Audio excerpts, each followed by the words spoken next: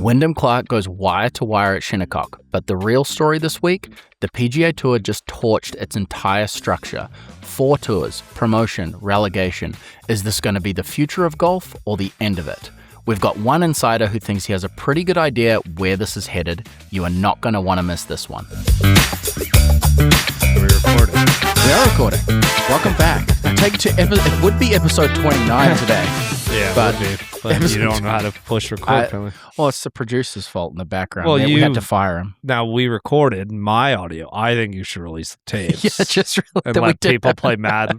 Is it called Mad Libs? Yeah, where you just like see where they can be you, and then see if they can fill out what the talking in match between it up. Yeah, figure it out. I'll just do that one bit that we had, which I actually put in a similar thing today because that was actually we were kind of annoyed at that because that was one of our best bits in a while. But anyway, welcome back to we're saying episode 28. Sorry, we had an intermission there for a week unexpectedly, but we are back and like, subscribe, do all the stuff that you normally do, and hopefully got a bit of a special guest today, but big weekend, obviously, at the US Open.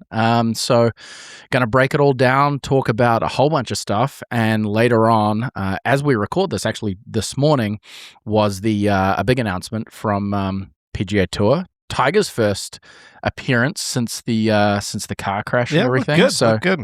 So yeah, we'll get into it. But I didn't. I got to watch a lot of golf on Sunday.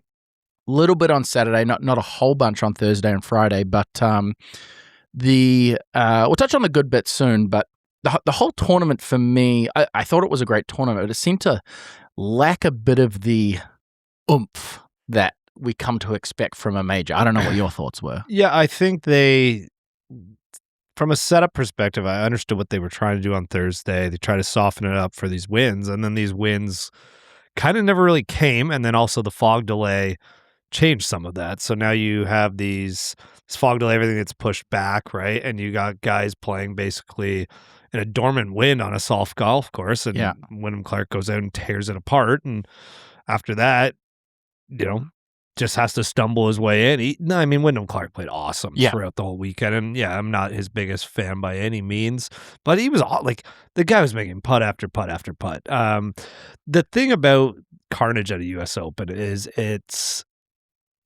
it's only really exciting if it happens early and if it happens late. Yeah. And on Sunday, Wyndham, there wasn't a lot of carnage happening. There was a lot of bogey golf, or 1 over, 2 over rounds. Wyndham shot 3 over, whatever it was. But it wasn't exciting enough where big drop-offs were going to happen. Like someone who was in first dropped to 45th. Yeah, exactly. I thought I still think that golf course is awesome. I still think they did a great job with it.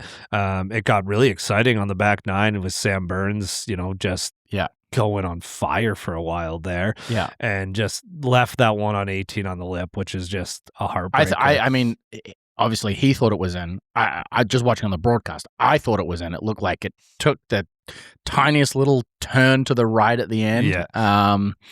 We'll get to Sam in a second. Yeah, but I watched a lot on Thursday, and right off the bat, I'm like, oh, I hate this. Balls are spinning back. Guys are, spinning. Even on Sunday there was spin. There was some. I mean, you're gonna get spin at that level with wedges in your hand. Regardless. And they did water them a little bit that morning, or syringe them. That was the thing about syringing the greens all week long. But I still thought it was exciting. I really wanted Scottie to get going. It really felt like he had his C game on Sunday, kind of all week, realistically. And he's still it's crazy how good that guy is. He's not playing his best and still lost by 4. Yeah, it is. And that was one of the things I had here was he's always there. Yeah, he's even this year I think he's had I might be wrong here, 1 or 2 tournaments outside the top 10. And then, he's just made these charges. He's just, and exactly as you say, even without the game that we've come to, probably take for granted or expect out of him the past couple of years, especially 2 years ago, it's incredible, really, absolutely incredible. In saying that with the course, just quickly on the course setup, and I know I call it a bit of a vanity thing, the whole, even par target.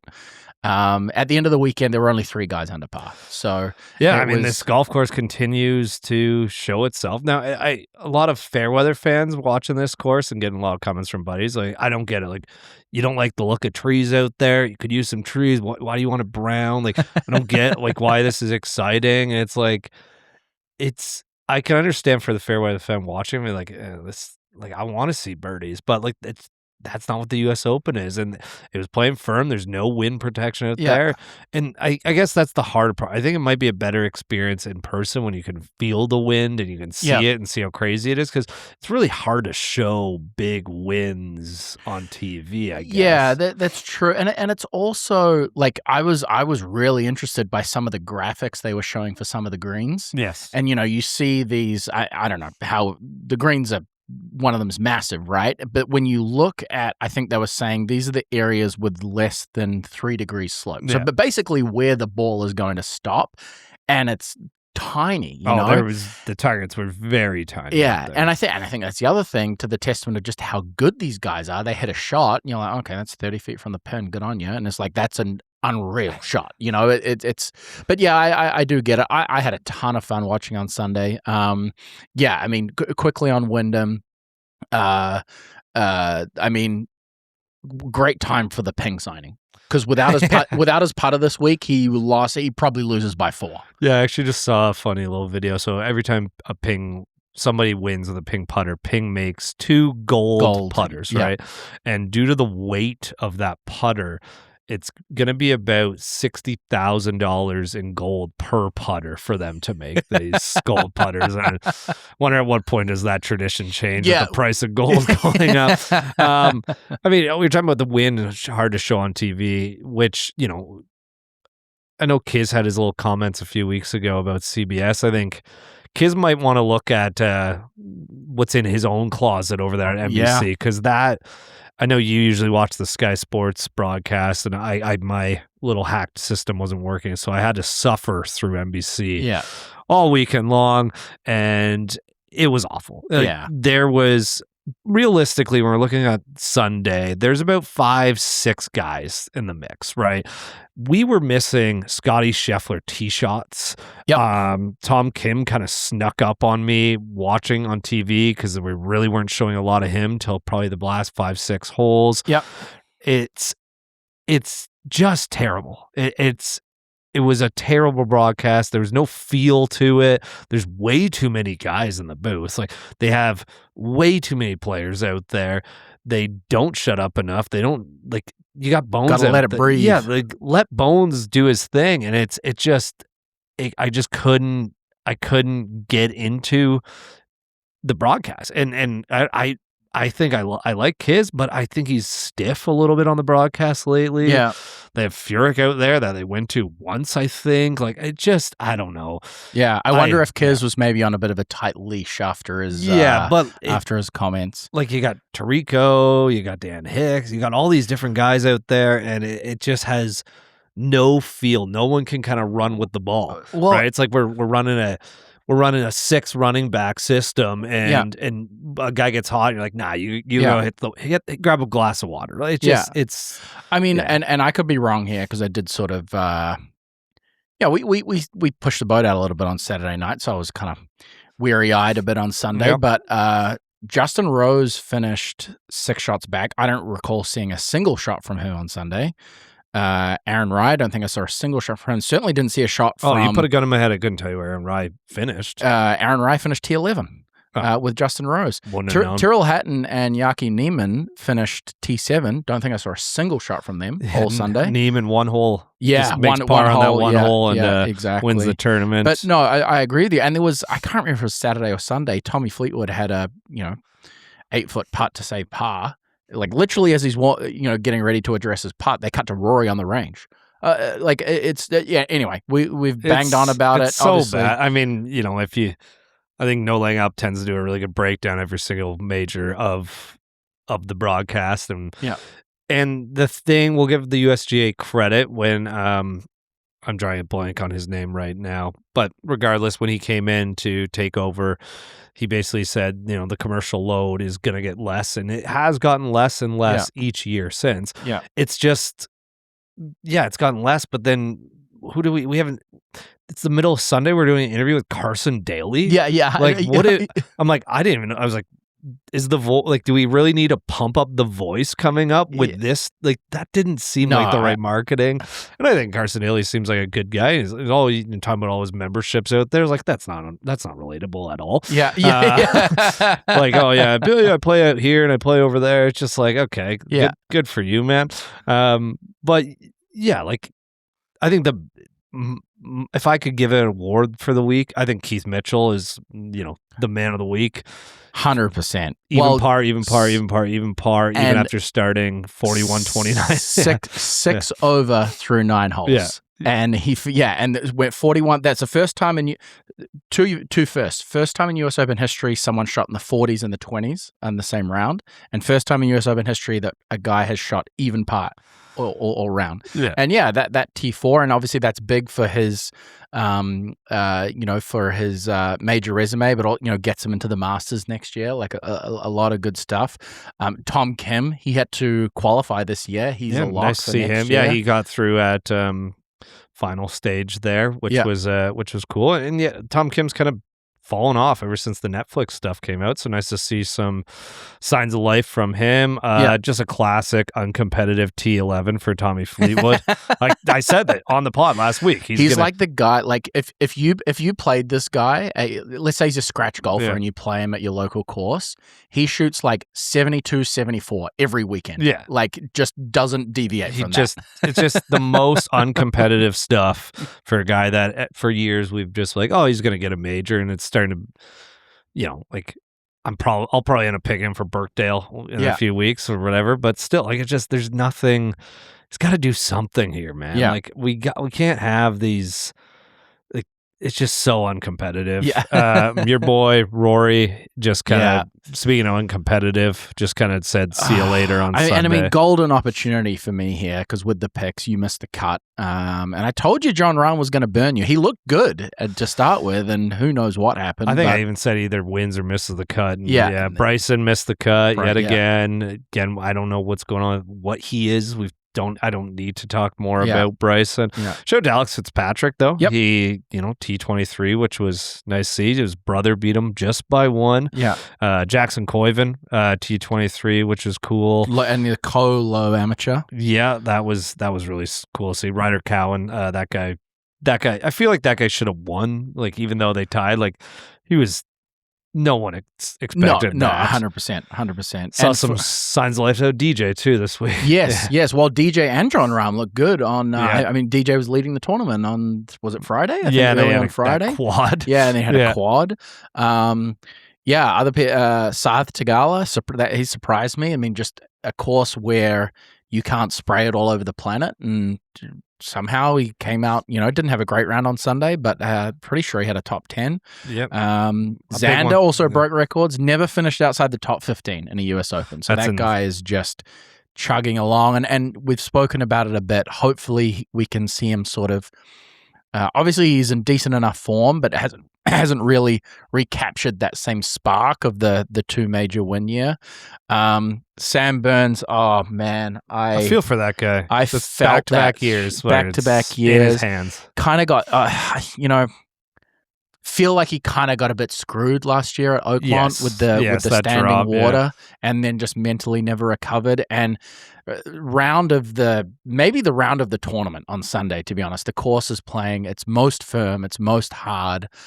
Sunday afternoon, he shoots 3 under while Wyndham shoots 3 over, and we alluded to it at the start, that putt on, what was it, probably a 25 footer, 18, just comes up painfully close. So I really felt for him. The guy is so good. I remember when he first kind of came out, picked up a couple wins early, and I was like, he might be a superstar. He never really got there, but he is a star. He's so good. He's clutch. I think he's gonna win a major at some point. I mean, there's only so many that can be won, and there's a lot of good guys coming up. So who knows? But I really like Sandbagger. I think he's I do too. He's a good player. Another name I want to point out, they tied actually 2 guys not long off the tee, do it their own way. Brian Harmon and Zach Blair, just 2 guys that just bunted out there about 275. Yeah. There was a 630-yard par 5 this week. That par 5, that 16th hole on Sunday was Scottie hit driver off the deck, and not a good driver off the deck, but still had 100 yards in, out of the right rough. Like that was, and for Wyndham to make that birdie on that was disgusting. I mean, if you didn't see it, just he was all quack over hooks it left. The guy got away with so much shit this week. Like the amount of times, like in an egregious way or just in a lucky way. In a lucky way. It was egregiously lucky. Like the amount of times where it was like he blasted off the planet, and it's just like ball's sitting actually pretty decent here. Yeah, blasted over here, ball's sitting pretty decent, or blast over here, and then like gets up and down from. But that one on that par 5, like he blasted, was it way left? He kind of, I don't know if he quack hooked it. He plays a big cut and he double crossed it. Just kept it straight, and then he chops her out. Still, I think he's still in the rough. No, he chopped it out. There was a bunker. Actually, my favorite part about Sunday, when you want to talk about the broadcast, was actually listening to Wyndham and his caddy. Yeah. And I don't know and there was a lot of tweets about this. His caddy, after every conversation, okay, good process. Yeah. And everyone's kind of ready, like, stop saying good process and stuff like this. But, if you've ever played any level of competitive sport, you know that process is the most important thing. And that's obviously something that they did. But that one, they didn't have an argument, but his caddy was trying to say, hey, maybe like, let's kind of chop out right. Wyndham's like, no, I can, because he's in this thick stuff and there's a bunker right there. He's like, no, I can get it over that bunker. I think he cleared it by about 3 or 5 yards. Still had 145, and to give you an idea, there were 145 yards, had to chop down 8 iron. So anyway, it was just the putter was incredible. Even on Saturday, I think they said that he picked up, there were 4 or 5 par saves that just otherwise Wyndham was making them, the other guys weren't making them. Yeah, I think the bigger story that came out of Sunday, and I know Eamon Lynch had some comments on the Golf Channel, was just the crowds. Like, I've never seen crowds openly rooting against an American in the U.S. Open, obviously in America. Yeah, it was weird that like this guy, and I get it from a fan's perspective, like he's disliked. He's not liked by a lot of people, but I've never really seen that. And then Eamon Lynch kind of came out with his comments of like, I think after the Ryder Cup and after this, it's time that Long Island, we kind of go away from Long Island for a while. Yeah. And I was like, yeah, I can get that argument. But then I think Scottie's comments were even better. And he's just like, hey, I can't control the crowds. What did he say? Not the stadium, but let's say whatever. The momentum, or no? He's like the stadium's not for everyone, but that's not what he meant. He said this basically the stage isn't for everyone. Yeah, right. And I was like, I like that, right? Like, you know what? He dealt with shit too. Like people were tripping him for his putter for a few years. Like Rory's dealt with it. Like some guys can do it and some guys can't. Yeah. And shout out to Wyndham, he did it. And like, I don't know what his little therapist lady, psychologist that he had on the range, but how much he pays her. But if somebody wants to pay me that money to say, oh, just pretend they're cheering for you. Well, it was. I'm going to tell you that when you're having a meltdown on the golf course. Like, oh, just pretend we all want you to play good. Yeah. And like, I'm sure she makes $100. Exactly. Like, it's. I get it, but like, I'm sure there's been a lot more to that relationship. But yeah, there was just a lot of good comments on Twitter. There was some good stuff on Twitter this weekend, just all around that. Yeah, there was actually, and surprisingly enough, a guy who had what I thought was a very good tweet, and I disagree with just about everything this guy says, was Matt Vincenzi, his thoughts on the crowd going too far. And I should have brought it up, but I'll paraphrase. Basically saying, yes, that like, ultimately the crowds went too far. Things like, talking in a backswing, talking about people's wives, families, things like that. Like there is a line that can be crossed, and that crosses the line. At the same time, there's nothing. Was that done this weekend? What's that? I didn't hear anything about that this weekend. Just more booing after, really? Cheering after him hitting the bunker. Maybe he was sort of referencing the whole Ryder Cup thing and everything.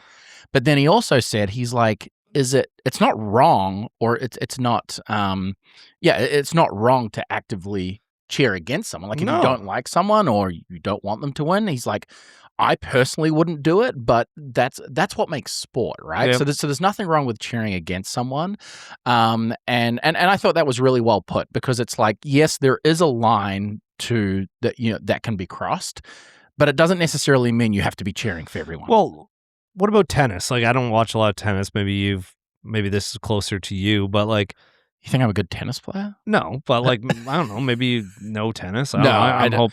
But like, I'm sure in tennis, if a guy double faults and the guy you're cheering for, gets a point out of that, or, you're cheering for that. I don't think it's a bad thing. It's just, I get it. It's not golf, right? It's not. Yeah, it's not what you come to expect of it's not like, because what they expect out of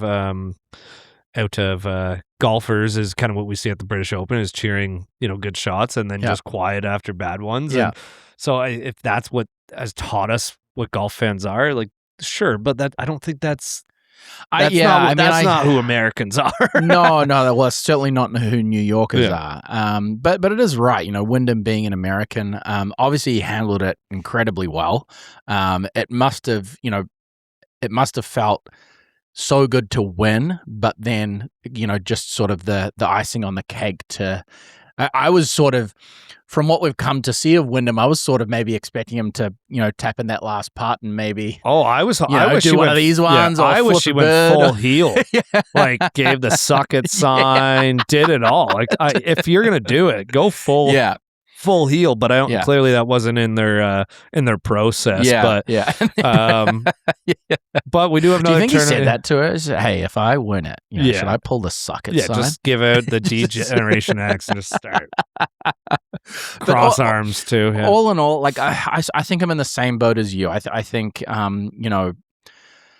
that speech on Sunday was the first time, to my knowledge, or the first time that I've heard or read Wyndham actually say the words, I'm sorry, or I apologize for everything. And I think at the same time, I think in one of our first episodes, we were talking about some of the most disliked guys on tour, and people that you spoke with among tour players, he's very well liked. Yep. He seems like a good enough dude. He's just, I don't know, maybe he's just a little bit awkward. There is a likable personality, and he just doesn't seem to have that. I mean, I would say it's just like in hockey. Like, everyone always loved playing when they were on Brad Marchand's team, but no one liked him against it, right? I even say that as a fan. Yeah, exactly. I'm like, when I'm watching Canada, I love the guy. But when you don't, exactly. So I think it's the exact same thing. Yeah. I just got word we do have our guest coming on shortly, so we'll get to that. But any other thoughts on the U.S. Open before we kind of talk about this week? And we can get to our little segment, I think, at the end. Maybe we'll do that after close with that. But yeah, while waiting for our guest, we do have obviously the Travelers and the LPGA Championship this weekend. So KPMG Women's PGA Championship. Okay, sorry, quite the mouthful. Not the LPGA. Yeah, my fault. Yeah. So yeah, why don't we quickly do you get the first pick for the Travelers, and I'll get the first pick for the Women's PGA. Yeah, after these big weekends, I haven't really thought too much about the Travelers. I'm just gonna Vibes go. Pick? Yeah, I'm just gonna. How many times have I taken Ludwig? Let's actually. If it's twice, I think you're good. You've only taken once. Okay, I'll take Ludwig. Okay, you're taking Ludwig. I'll take Ludwig. That's an easy pick for me. I actually did a little bit of work here, but that hasn't boded well for me in the past. So who knows how this is going to go? But TPC River Highlands doesn't need a bomber. Needs someone who's hitting it straight off the tee. That sounds like Ludwig, but he bombs it and hits it straight. Anyway, so I'm going Russ Henley. Russ Henley. Okay. Yeah. Russ. Yeah. And then the Women's PGA, I am going our Aussie friend, Hannah Green. Oh, that one kills me. That was right in where I was going. Hannah won here in 2019, her first ever win and her first major. So that one stings. This is exciting. I'm looking forward to this weekend because it's can Nelly Korda continue towards the Grand Slam in a year, which will be exciting. Obviously, I can't take Nelly, and I think. And you've taken Nelly and yeah, Gino. I don't even want to talk about Gino. Gino needs to show me something before I talk about her again. Yeah. And I'm talking about in a big tournament. I don't care if she goes and beats up on some, smaller fields in Asia. I need to see her dominate a big one before I ever bring her up on this podcast ever again. Even if she wins like a small one, you can talk about her. I'll just sit here and shut up. Sure. Because I need to see something out of her. But I think a lot of people have said this about who I'm going to pick as well. She needs her first major, played really well at the U.S. Open, and I think she's fan favorite. I'll take Charlie Hall. Oh, that is a great pick. That is a great pick. Okay, we've got the Brit versus the Aussie. Yeah. So that's going to be fun to watch. But yeah, we do have a guest knocking on the door, and on the topic of changes to the PGA Tour, we're going to be welcoming back your good friend Ryan French. Yeah, for a third time. For a third time. He's on 10% of episodes at this point. Yeah. Seriously. Yeah. Ryan, actually, him and I were texting last night. He had a kind of an inside scoop of what was about to go down, so I had a little bit of information. But yeah, we're going to break down all the changes, the Championship Series and the Challenger Series. Yeah, for what I'm really excited to chat with Ryan about is the lower tiers, because now we've basically added a fifth tour into the PGA Tour lexicon, I guess is how I'm going to call that. And so I think there's a lot of extra cards on those lower levels. Now, I'm wondering his thoughts on what those purses are going to look like and all sorts of things along those lines. So why don't we, without further ado, why don't we bring him in? Yeah, let's go. All right, folks, he's back yet again. At this point, we may as well call him our third co-host of this podcast on 10% of our episodes. It's like no one else will come on. Can we get Ryan No one on else. No one else will come on. Ryan French, folks, Monday Q Info. Ryan, busy day for you. How you feeling? Yeah, a little tired, but I talk about golf for a living. Let's not try to pretend like this is some sort of hard job. You know what I mean? So I'd love to complain, but there's no one would listen nor care. Understandably, I tweet and write about golf, and then I played golf today. So. Yeah, well, everyone thinks you're on here to talk about the changes of the PGA Tour. No. We're just here to talk about your match play event. Yes. Today, big win, 6-4. Congratulations. Yeah. But let's talk about the PGA Tour. Just for anyone that, for some reason, listens to us but lives under a rock, why don't you just give a quick breakdown of the big changes to the PGA Tour, and then we'll kind of ask you some other questions, see if we get some more info based on what you think is going to turn out in the end. Yeah.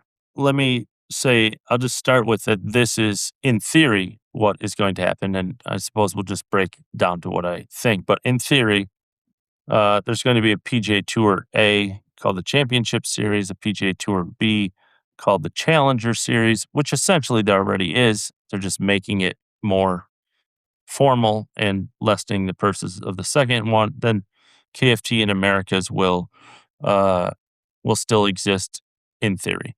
And basically it's Major League Baseball, except again, not all of these, the things have been figured out, but right now it seems like you can't skip any levels outside of, possibly Q school. So basically you're going to go from A ball to double A ball to triple A ball to the major leagues. So that's kind of the system they set up.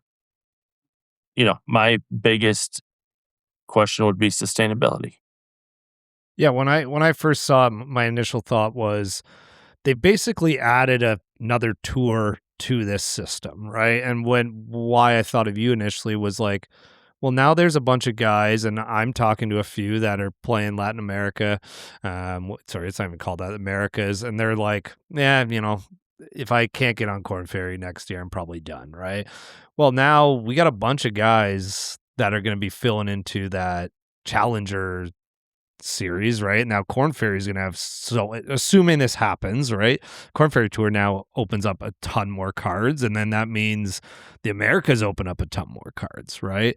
So I said theory, today I said there is going to be, if all this works out in 2028, there's going to be at least a few weeks where PGA Tour A, PGA Tour B, Korn Ferry, and Americas are all playing at the same time, right? That means that there's roughly 560 players playing under PGA Tour umbrella. So everybody was like, a few people, not everybody, a few people were like, you like this? And I'm like, yeah, I like opportunity. So again, I don't believe this can all happen, but if somehow they did it, then 566 players playing under a PGA Tour umbrella for a minimum purse of $250,000 is pretty good. What you've alluded to that twice now. What do you think about not thinking it can all happen? What's kind of your holdup or, your pessimistic view on that? I think people have just such a Robert Garrigus, we just had him on. He's like, golf is the 8th most popular sport in the world, right? Like, there's just not a lot of people who care. Here's the example I'll use. Adam Hadwin for the Canadian folks, right? Like, Adam's had a very good PGA Tour career, right? He's won, shot 59, made a bunch of cuts, made a bunch of money. No one gives a shit that he plays on the Korn Ferry Tour. No one's buying a ticket for Adam. He's not bringing $1 into the Korn Ferry Tour. That's not a shot at Adam. I'm just saying that that's the facts. It's like, no one's going to the Chicago Korn Ferry event to see Adam. And he's having a good year on the Korn Ferry Tour. So it's like, take Lucas Glover or Matt Kuchar or Joel Damon or whoever you think is going to fall down to this PGA Tour B. From a TV product, from a commercial standpoint, who is watching and who is going? Because no one goes to Korn Ferry events and no one watches Korn Ferry events. It's why Korn Ferry used to be on every week and now it's on 6 times a year or something like that, right? So where do you watch that? Yeah. And it's like, yes. And so I want this to work. This is not like, I'm not trying to be pessimistic. I want this to work. I just don't know how. Like Rocket Mortgage leaving to Detroit, they're like, you can have, if you're Rocket Mortgage, their choices were to go to 30 million. They don't want to do that. They already have a crappy date, but they would get Ricky or Bryson before he left. Bryson won the event, or Phil before he left. They would get a few names, right? Now they can't get any names. Now they have to pay $6 million instead of 10 or 11 for a worse field. Like I just don't. I don't know how you sell it. And then let's say they can sell that. Then how do you sell the Korn Ferry? Because the Korn Ferry now you're selling it to sponsors of, hey, this is the AAA, this is the Future Stars. Now this is the Future Stars in maybe a couple of years, right? Like the Future Stars are on a bunch of has-beens. Yes. Yeah. It's like, I don't know. Yeah. I hope I'm wrong. That's the answer, is I hope I'm wrong. I've already heard from multiple PGA Tour members today that the PGA Tour B will be a mixture of current PGA Tour events and the best Korn Ferry events into one. And then it's the end of the Korn Ferry Tour. So whether that's true or not, again, all of this is up in the air. This is all in theory. Even all of it is in theory. They could just be like, oh, we couldn't pull it off. We're going back to the same thing, Yeah, yeah. And is that when you say about sustainability? Because I think there's, I'm curious of which one you're alluding to. Because on the championship series side, right? These are we're talking 23, 24 events, minimum $20 million purses for each. So, I mean, that's one thing on its own. Is that your concern for sustainability, or is it the fact of, like you say, 560 odd golfers? Some of these tournaments, like a lot of weekends, we're going to have multiple tournaments on, and there's only the eyeballs on the screens is what's going to pay the bills, right? There's only so many eyeballs that can get on the screen. Is it sort of the levels filtering down, or is it a question of sustainability, the whole thing? Yeah, I mean, he said today that he has 10 or 15 sold or something like that, right, of the 30 million. It means at minimum in the next year and a half, he's got to five more companies to pay 30 million. I don't know enough about companies and what they want to spend to know if that's impossible odds or okay odds or not. But then you got to deliver a product that those 15, let's say he fills them as like a product that 15 want, and like Rory doesn't show up sometimes or Scottie doesn't show up. Like, can you keep that? It's pretty well known that these events, like 30 million, is just not currently as it stands sustainable. Maybe this makes changes that makes it more popular, that bring more viewers, and it works. I see this I hope, again, I want to be clear. It's like, I hope I'm wrong, but I just said to Robert Garrigus, is like, do you see this ending with just the PGA Tour and it's $10 to $15 million purses and that's it? Like everything else goes away. And he's like, I don't think it's out of the question, because then the PGA Tour can go, we tried. And I'm not saying they're doing this to get rid of everything. I don't believe that for a single second. I think they're doing this with the intention of making it work. But if it doesn't work and you're a for-profit organization and you can put on 23 events a year and have purses of 10 to 15 million and you can make money from just that, why would you run the rest of it? Mm-hmm. Yeah. I was just looking, obviously this doesn't work perfectly, but I was going down the OWGR, right? And let's assume PGA Tour A is 120. Is that what they said? It was 120 guys? 120, yeah. Right. 30 will get cut or relegated. Yeah, so then you got 120 on their B, right? So I went into the OWGR. Imagine a Korn Ferry Tour event, and this is the names of the guy in 240. 241 is Bryce Garnett. Then you got Richard Manziel, Ian Gilligan. Like, you just got names. I actually, the only name I know so far is Bryce, Cameron John, David Law, Paul Peterson. Like, Adam Hadwin's down there with Danny Walker around 250, right? Like, as you kind of said, like, again, maybe that's not what the Korn Ferry Tour is. Maybe they're looking at, no, this is an investment of our future stars. But if that's the case, are you really you can't really take a card away if you're just getting bumped down. So do you have to get all the way bumped down to Americas to get off this tour at all? Like, it's very interesting to me. And if you're a sponsor, like, the future stars are on the Challenger Tour, not on the Korn Ferry Tour. These are the future stars, right? Yes. Like, yeah. Well, again, they're either the future stars or the absolute has-beens. Right. Like, yes. I love Adam Hadwin. He's a great guy. He's not playing the greatest right now. Like, had a rough year last year. He wouldn't say he's in the prime of his career anymore, right? Yes. He's grinding it out as long as he can, probably at this point. So, and he's probably thought is like, Champions Tour is only 10 years away, right? Like, then there's another tour. There's another tour we got to pay for, right? So it's muddy in the waters. I think it's a dreamer's view, and I think when we bring it back to the dreamers, that's where I was kind of going with you originally. Is there's a lot of guys that I think are going to go, wait a minute, I was not going to have a tour to play on, and now I have America's status 100%. Again next year. And the purses haven't changed because it's America's. They don't make anything. There's going to be a lot of guys that their dreams are going to continue whether they actually believe they should or not. I'm all in if this can work, because it's going to create. And if you're the PGA Tour, and I don't think they look at it this way, but eventually some of these players are going to become stars, right?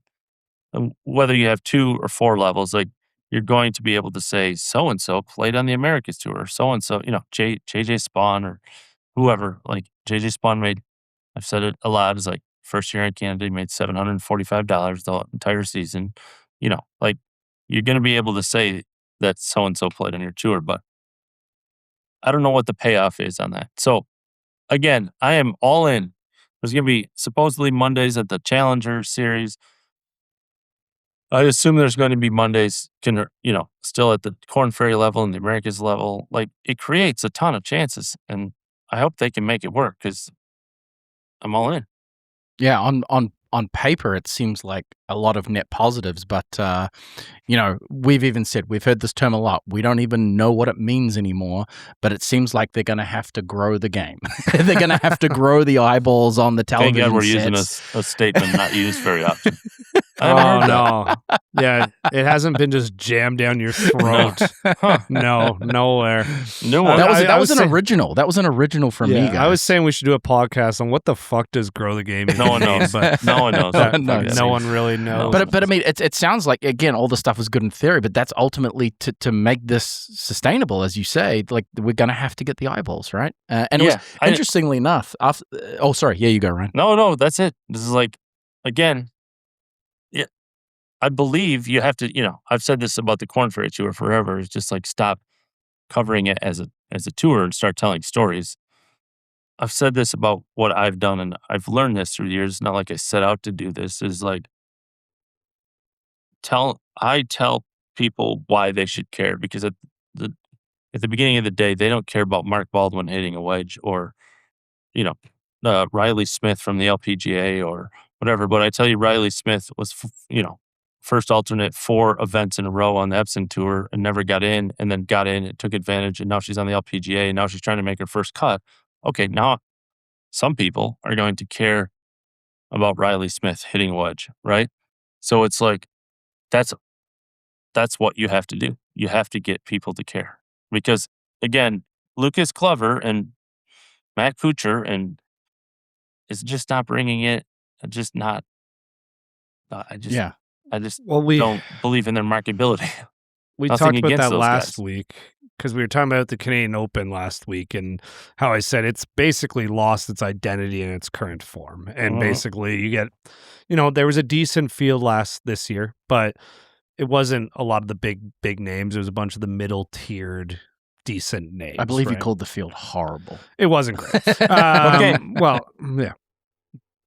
Here's the crux they're in. They pay $30 million, right? Then they get a good field, but they don't get any Canadians because there's no sponsor exemption. Not an open championship anymore. Like, as of now, Corey would be the only Canadian, I think. Like, I don't know where Adam would fall. I think Pendrith would be in there. Oh yeah, Pendrith. Okay. No, he would be right on the cut of relegation. There you go. Okay, or they're a B level and Corey can't play. Their biggest star can't play. Like, what? Well, and then you can't call it an Open anymore. It's not a national championship anymore, right? But at the end of the day, we've kind of lost what that national championship is up here. Yeah. In a lot of ways, it's not really a true national championship anymore. There's a lot of sponsors invites that Golf Canada gets to hand out to Canadians. Yeah. So at the end of the day, it comes down to, and being Canadian podcast, like, what does Golf Canada want this to be? And it is a huge way for them to make money, right? And that's important that's similar to the USGA, right? And there was a lot of that talk about the USGA going to Shinnecock, and he said, we're making tens of millions less if we went to Pebble Beach or somewhere else, right? Well, the goal of the USGA and Golf Canada is to bring in money to grow the game in your country, right? Yeah. And in its current format, it's probably not bringing in as much as if we remove the Open title and now it's the Canadian Championship, and you have those 120 stars out there. The crowds would be 10x what they were if you have Scottie Scheffler, Rory out there. They're forced to be there every year. Yep. And also on the topic of sustainability with Canadian Open, assuming the heritage is going to be there, RBC, if they're going to keep it the RBC Canadian Open, they're going to fork out 60, right, for those two events, for them both to be top tier events. Yeah, I think there's so many questions to be answered. It's like, I had this debate today. Is like, with only 120 players, you got to stop giving up 2-year exemptions for every win, because if you have some years where you don't have a dominant player and you get, let's say, 17 or 18 different winners, right? It's like, dude, all your exempt spots are filled with, like, because you're going to have some lifetime, right? You're not going to, they're not letting Scottie, no matter how bad he plays, go down for 10 years, right? Understandably. Tiger, if for some miracle he got healthy, could play whenever he wants, right? Like, there's going to be, send Tiger stars, to the Americas tour. Let him head on up, right? Send him to Colombia. Tell Patrick Cantlay he's going to drop down in a year and a half. See how that vote goes. Yeah, but that's exciting to me. I think that's hilarious. But you think that's going to happen? They own the votes, dude. Do you think Adam Scott's going to be like, I can be in Americas in 2 years? Like, no. Well, to your point earlier about AA and AAA, like baseball, for example, like this whole promotion relegation system, again, in theory, if it can work, and it's not going to be exactly like baseball, right, which is completely different structure and format, but I think of guys, again, being Canadian, I think of guys like Trey Savage on the Blue Jays last year, and he had, I can't remember what the stat was, but he had, I don't think every level of baseball last year. and pitched his first start in the playoffs. Yeah. And it was the rise of a star, right? And now all of a sudden he's earned his spot there.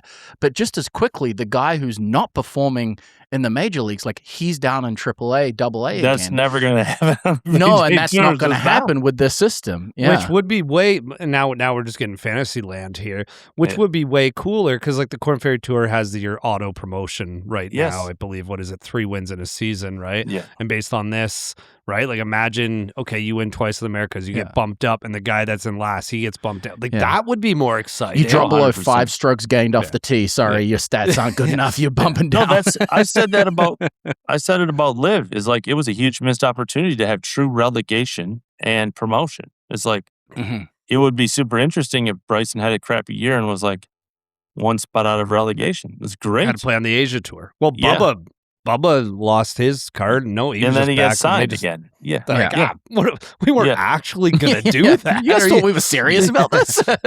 Yeah. But I think we could beat this. We'll have to see where everything goes. There'll be more. There'll be more. I'll be on next week probably.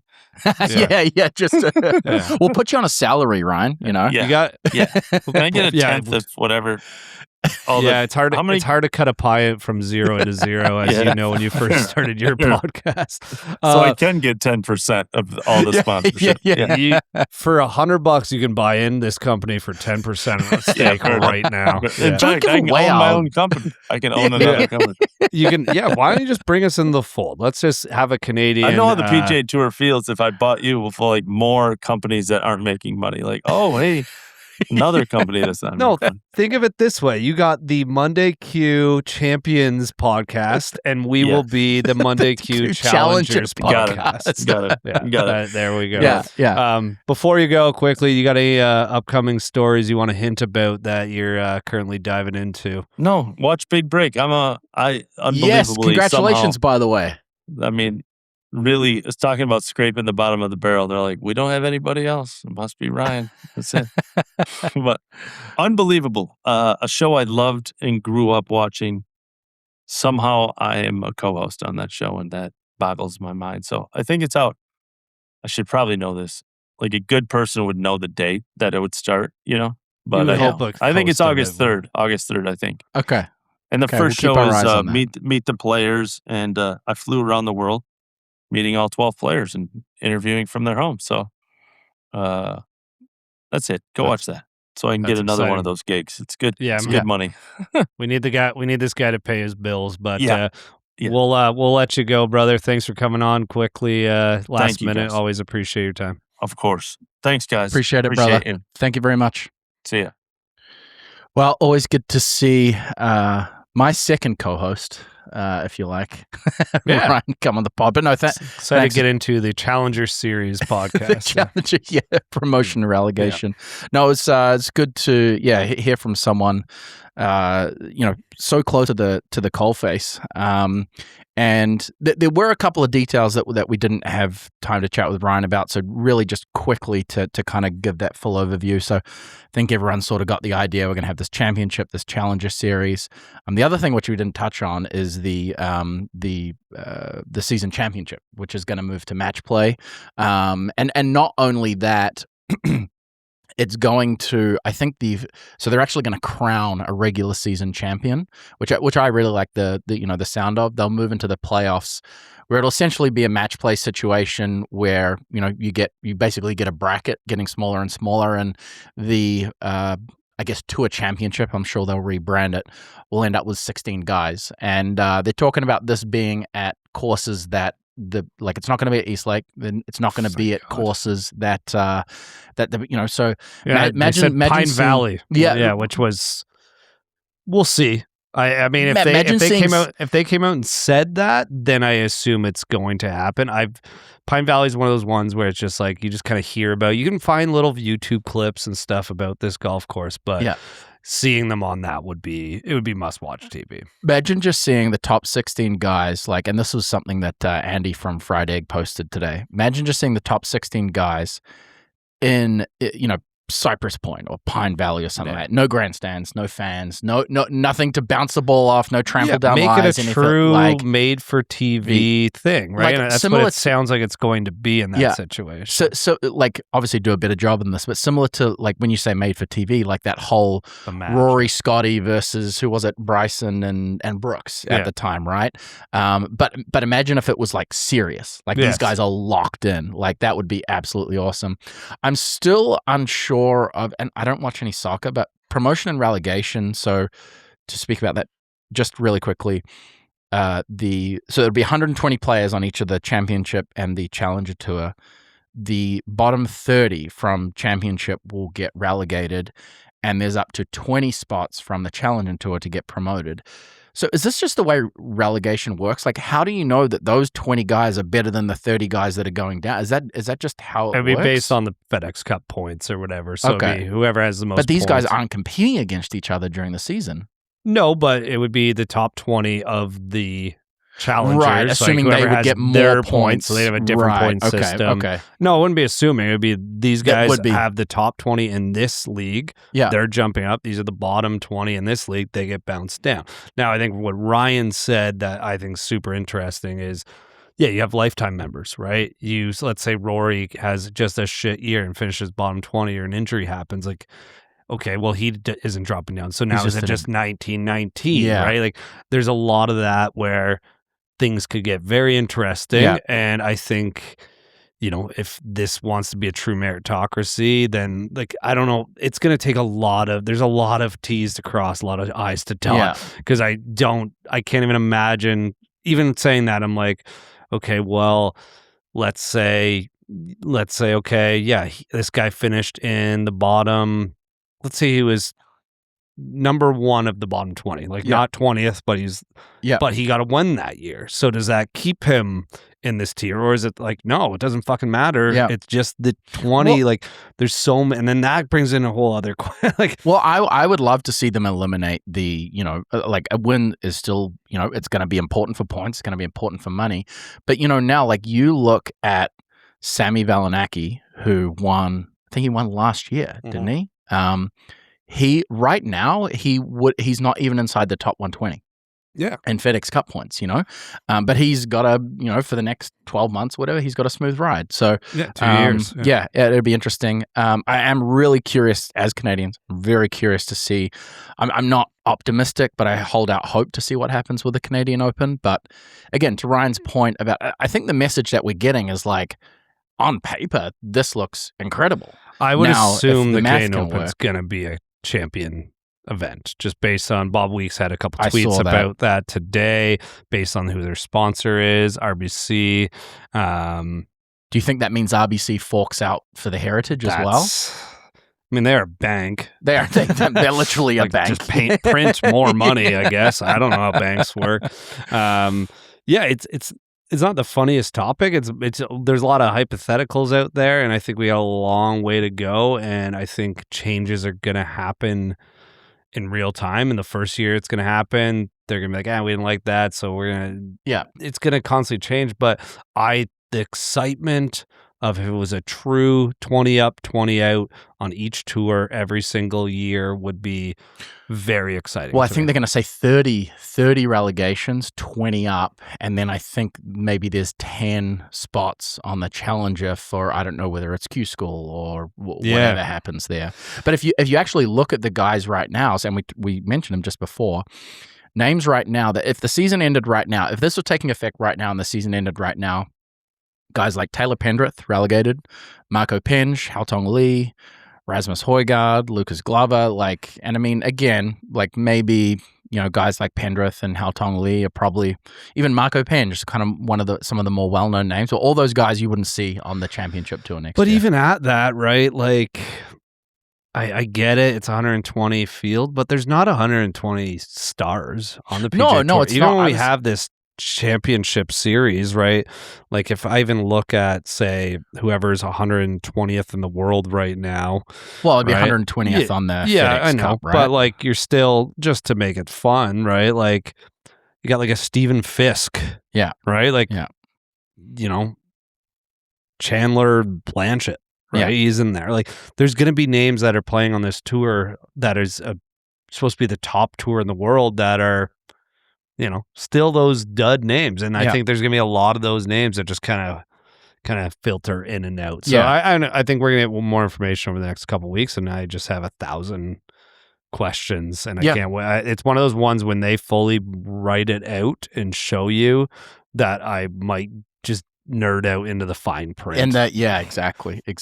The last thing, and again, we need more information on this, but there is rumors that there'll be a not a co-sanctioning, but a partnership between the PGA Tour and events like the Australian Open that afford the top guys from the championship series to go down to those events. Yeah, there's some sort of like fall series where it's like almost like a national open series with the DP World Tour, which again, like, how much golf do you want these guys to play? You already said it's going to be 20 to 23 events or 20 to 25 events. It's 23 to 24, which includes either the Ryder Cup or the President's Cup and all 4 majors. So you're looking at 19 regular PGA Tour events. Yeah, still. And it's still a lot of golf. That's still a lot if you throw in this national open series. So I don't know. It's interesting. It was an interesting conversation today, and I'm sure we'll break it all down tomorrow. Yeah, next week. Next week, I think what we're hearing right now, hey, like this, as you heard Ryan say, he's like, I love this. Like, I'm not rooting against this, but you seem skeptical about as you say, I guess the accounting, how the accounting is going to work. I know you hinted at a game for this week. I think we had a lot to chat about this week, and I don't think we're going to have too much to chat about next week. Why don't we punt that? We'll punt that one back. Let's punt that down to next week. Just because, there's just a lot of thinking on this one this week. There is a lot of thinking. Always good to have Ryan back on the show. How about we do this before we wrap up? Why don't we pull up the schedule? Pull up the schedule of this year, right? Just for fun. Okay. And we're going to go, are we punting this? Like, if we could, like, let's assume championship money, and let's assume the venue stays the same. Okay. Right? Are we going to punt this down? And now we haven't even thought about this, right? The Challenger Tour has got to come up with 20 other tournaments that basically don't exist now, right? But I think they do, right? Because the PGA Tour schedule was 46. It got trimmed to 35. Yeah, but now we've got to get back to 46. Potentially, unless true. Unless we're talking the Challengers, back to 40.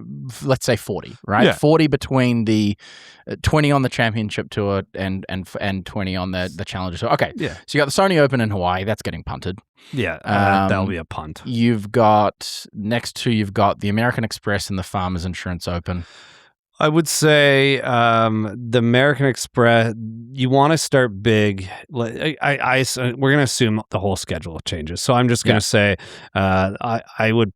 The American Express is big money. Like, if I'm fighting between realism here and what I want. That's fair. I've got to say the first 3 of the year get punted. And I mean, let's not forget that Kapalua wasn't on the schedule this year, so it's never coming back. And it's never coming back. So let's say that's for me. The Sony Open, the Amex, and the Farmers Insurance Open get punted. And I don't think the Farmers will.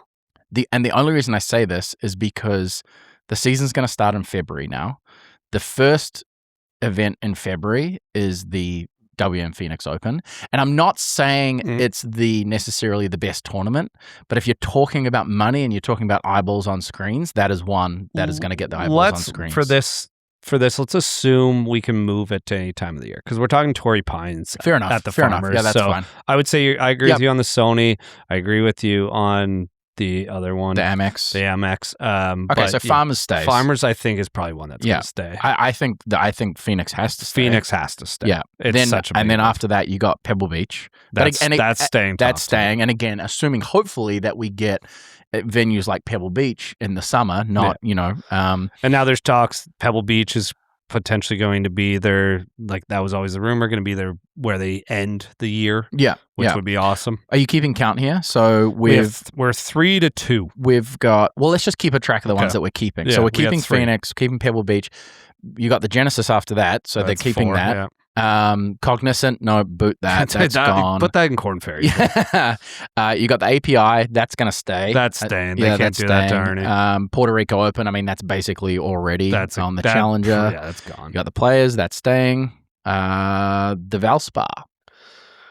Because I like this course. I like the course, but I think if we continue to go down this list, we might run out of spots. So I'm personally punting it. Okay, I'll punt it. And I'll probably punt the next two, to be honest, as well. The Texas Children's Houston Open and the Valero Texas Open. Yeah. I mean, I think you need one in Texas, That's so fair. I'm going to assume one of them. I'd say the Valero probably stays then. Yeah, potentially. Now the charity aspect of the other one, it's a hard one, but yeah. What do you think's better, Memorial or TPC San Antonio? Like the course. Neither. Neither. I would Let's assume, keep Memorial. I would just yeah. Let's keep Memorial. You got the Masters, obviously. RBC Heritage is staying. Zurich Classic, punt. Cadillac Championship. I mean, that's gonna stay. It just based on who that golf course is owned by. I assume it will stay as a championship. Yeah. Then you got the Truist. I mean, that's gonna stay. I think Truist just signed like a 5-year deal with the PGA Tour. I think so. Yeah, but now they're gonna ask them for more. But yeah, I would assume. Where's the Truist again? At the Quail. Yeah, Quail no, Hollow. That's staying. That's staying. Yeah, give me the golf course as we go because I forget the names. Yeah, Myrtle Beach. I mean, again, that's basically already a Challenger. Punted. You got the PGA Championship, CJ Cup, Byron Nelson. It's kind of lost its luster. You know, it used to be a very big tournament when it was the Byron Nelson, and now they're kind of hanging on to his name, and I don't think he has it. But I would assume that one probably. Assume they maybe revitalize that. Yeah. And I mean, you said we've got to keep one in Texas. I mean, we've had there's 4 in Texas right now. Wow. Because the next one we've got is the Charles Schwab, which is at Colonial in Texas. So I think if we're keeping the CJ Cup, I don't think we're keeping Byron Nelson. Of those two, the Charles Schwab's probably getting kept. Really? Yeah. Sorry, getting cut? Getting kept. Sorry, getting kept. Yeah. Interesting. Okay. You got the Memorial. That's going to stay. Yeah. Canadian Open, what would we like to see happen? So I think what I think is going to happen is what I'd like to see happen. And what I said in that interview is this is going to, I assume, be a complete rebrand of this tournament. It will not be able to be called an Open Championship anymore. It's not. It's currently barely won as is. And I would assume it's going to be, the RBC Canadian Championship or something along those lines. Maybe there's a way for that one. They can find a way to add like a couple Canadians. I don't know how they would do that. Well, I mean, going by what they said. The thing is, it also could, like with that one, maybe there's one where, because they said like there's only 120 guys. If 10 guys say I'm not playing that week, there's no one's coming up. Right. Well, right. So the field just goes to 110. It just goes to 110, right? So now that would be a cool concept, though, wouldn't it? To be like, okay, there's 10 spots here. There's the alternates are filled by the top 10 on the Challenger Tour. Yeah, but they're not. Is what it? No. I'm just saying pie in the sky. So what I was saying, if you want to make it somewhat of an open championship, then maybe you could qualify. You have qualifiers, but I don't see how that happens. No, it can't happen. We want to keep it, though. We want to keep it. It's getting kept. I truly believe it will. Yeah. Obviously, you got the US Open. You got the Travelers. Travelers would stay. Yeah. I've completely lost count, by the way. So. Oh, good job. Great. Yeah. John Deere, boot that. Oh, John Deere. Scottish Open. I think that one will be, again, it's not in this format, right? It's a co-sanctioned event, so that's probably going to be one of those DP World Tour co-sanctioned events, I assume, because most guys want to play that leading into the Open Championship. Yeah. So it's a co-sanctioned event, so I don't think you can claim it or unclaim it, basically. Interesting. Okay. And the history there, this sounds terrible. I can see the Canadian Open backing down to the PGA Tour and being like, yeah, no, we need this money. The Scottish Open, the history of the Scottish Open being like, no, it's an open format. If you don't want it, like, we'll do it the DP World Tour and it'll still do great. Yeah. Interesting. The ISCO Championship, I mean, that's already that's going to be booted. You got the Open. You got Punta Cana. That'll be booted. 3M Open. TPC Twin Cities? No, that's gone. Definitely one where you can boot. Yeah, Rocket Classic. I mean, I think we already know the Rocket Classic is gone. It's gone. Not even booted. It's gone. Wyndham Championship. Yeah, the playoff events is where things get interesting. Yeah. There's some good venues in there and some history, but I would assume you're going to see a tournament at East Lake. I assume you'll see that the BMW come around in some. BMW's a big sponsor. It's been a sponsor for a long time, but because after the Wyndham, you got. But you can see just even this exercise that I thought was going to be super easy, becomes very difficult very quickly. Yeah. Very quickly. And a lot of this too, right? These are dreamers, right? We can say, oh, these are great venues. Quail Hall is a great venue. Well, if Truist's like, fuck, I'm not putting up 30. Yeah. Right? Or, I mean, they're putting up, 25 already Yeah. for a signature event anyway. So, it's a very weird one. I think there's going to be some big sponsors that say, well, you're guaranteeing me these 120 guys. Well, then I'll do it. And I think they saw that with the signature events as well. So yeah. I didn't actually know that there still is the Vedanta World Mexico Open this year. I thought they completely scrapped that. Yeah. So fun fact about that, I was just listening to a podcast with Justin Huber. He was a former Korn Ferry Tour player. That is the same trophy. So he won that event when he was playing on the Latin America Tour. Mm-hmm.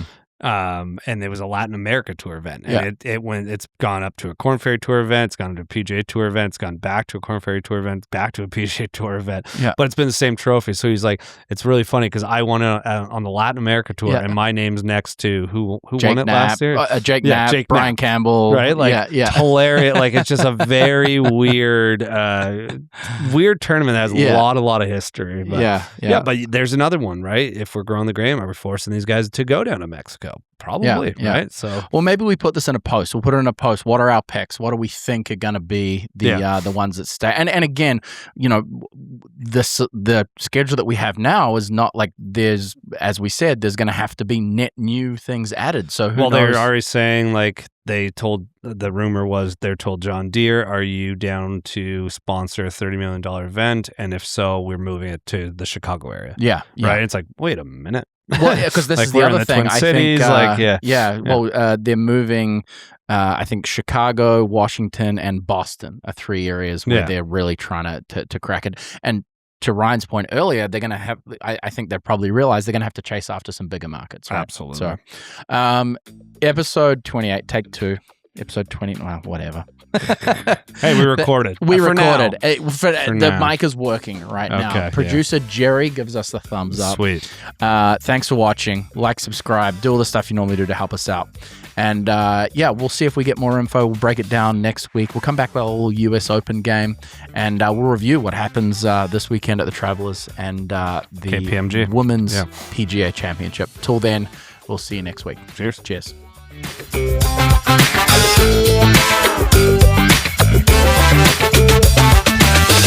Guys, I just want to take a moment to give a huge shout out to Ryan. The guy is flat stick busy with interviews, podcasts, and he always makes time to come and chat with us.